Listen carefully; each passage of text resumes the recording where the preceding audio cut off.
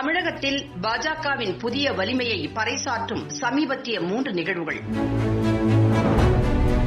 தமிழகத்தில் பாஜக ஒருபோதும் கால் ஊன்ற முடியாது, தாமரை ஒருபோதும் இங்கு மலராது என்று பிதற்றும் ஊழல் அரசுகளின் ஆதரவாளர்களுக்கு கடந்த சில நாட்களாக இங்கு அதிர்ச்சி வைத்தியம் கொடுக்கப்படுகிறது என்பதே உண்மையாகும். மாநில பாஜக தலைவராக திரு எல் முருகன் அவர்கள் பொறுப்பேற்ற பின் சில மாதங்களாக தமிழகத்தில் பாஜக தொடர்புடைய நிகழ்வுகள் அனைவராலும் கூர்மையாக பார்க்கப்படுகிறது. தொடக்கத்தில் தமிழக ஹைகோர்ட் பார் கவுன்சில் தலைவரும் பிரபல வழக்கறிஞருமான பால் கனகராஜ் இணைந்தது முதல் பிரதான எதிர்க்கட்சியில் இருந்த அரசியல் பிரபலங்கள் இணைந்தது, குஷ்பு உட்பட பல திரைப்பிரபலங்கள் இணைந்தது, தினமும் மாற்றுக் கட்சிகளில் இருந்து ஆயிரக்கணக்கானோர் இணைவது, இவையெல்லாம் யாராலும் ஒரு காலத்தில் நினைத்து கூட பார்க்க முடியவில்லை. இது தமிழகத்தின் அரசியலில் நிச்சயம் ஒரு மாற்றத்தை ஏற்படுத்தும் என்ற நம்பிக்கையை தொண்டர்களிடையே உண்டாக்கியது. இந்நிலையில் தமிழக பாஜக தலைவர் திரு எல் முருகன் அவர்களின் வழிகாட்டுதலில் தற்போது முன்னெடுத்திருக்கும் வேல் யாத்திரை இன்று தமிழக மக்களுக்கே ஒரு மாபெரும் நம்பிக்கையை ஊட்டியுள்ளது என்றே கூறலாம்.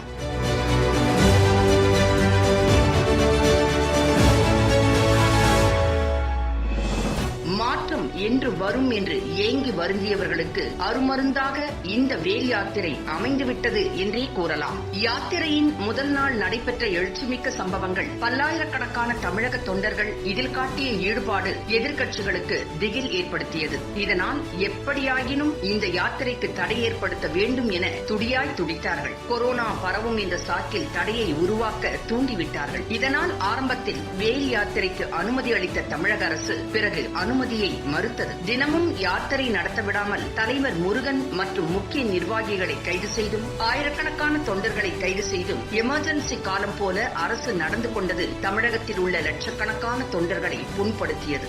இந்நிலையில் வெந்த புண்ணில் வேல் பாய்ச்சும் விதமாக தமிழக போலீஸ் ஐஜிஏ கோர்ட்டுக்கு சென்று இது ஆன்மீக யாத்திரை அல்ல, இது அரசியல் யாத்திரை என்று கூறியதுடன் அவர்கள் கையில் வைத்திருப்பது வேல் இல்லை, ஆயுதம் என கூறி புனிதமான வேலை திமுக தலைவர்களைப் போல இழிவுபடுத்தினார். தமிழகத்தின் நேர்மையில்லாத ஊடகங்களும் எதிர்க்கட்சிகளின் பொய்யான தகவல்களை பரப்பினர். நடுநிலை ஊடகங்கள் கூட யாத்திரை நிகழ்ச்சியை மக்கள் முன் கொண்டு செல்ல மறுத்தனர். ஆனால் இந்த நிகழ்வுகளுக்கெல்லாம் அஞ்சாத தலைவர் எல் முருகன் அவர்கள் தடைகளை மீறி யாத்திரை நடந்தே தீரும் என்றார். அதன் பிறகு பல்லாயிரக்கணக்கான தொண்டர்களுடன் இந்த யாத்திரை எத்தனையோ தடைகளை கடந்து தொடர்ந்து நடைபெறுகிறது.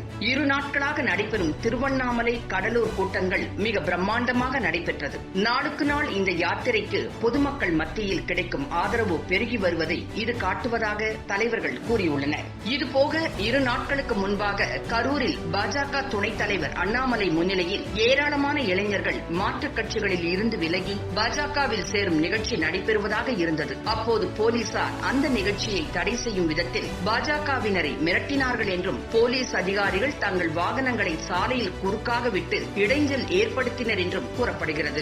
இந்நிலையில் நூற்றுக்கணக்கான இளைஞர்களுடன் அங்கு திரண்டு வந்த அண்ணாமலை போலீசாரை பார்த்து நிச்சயம் இந்த நிகழ்ச்சி நடந்தே தீரும், முடிந்தால் கைது செய்யுங்கள் பார்க்கலாம் என்று உறுதியாக கூறியதை அடுத்து மேலும் ஏராளமான இளைஞர்கள் அண்ணாமலைக்கு ஆதரவாக குவிந்தனர். இதை பார்த்த போலீசார் குறுக்கே போட்டு வைத்திருந்த வாகனங்களை திரும்ப எடுத்தனர். அதன் பிறகு நிகழ்ச்சி சுமூகமாக நடந்தது என்றனர். பிறகு ஒரு தில்லானா நிகழ்ச்சி நடைபெற்றதாக செய்திகள் தெரிவித்துள்ளன.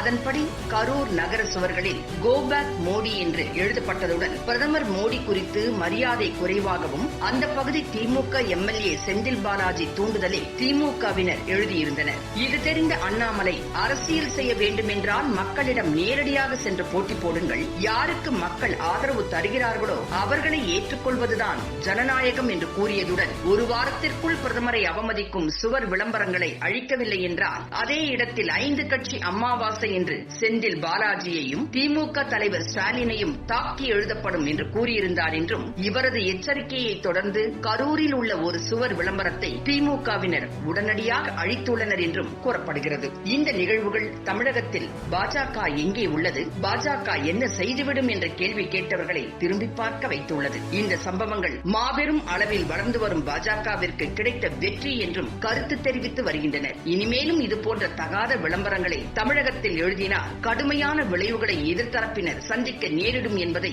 இந்த சம்பவங்கள் காட்டியுள்ளதாக கூறுகின்றனர்.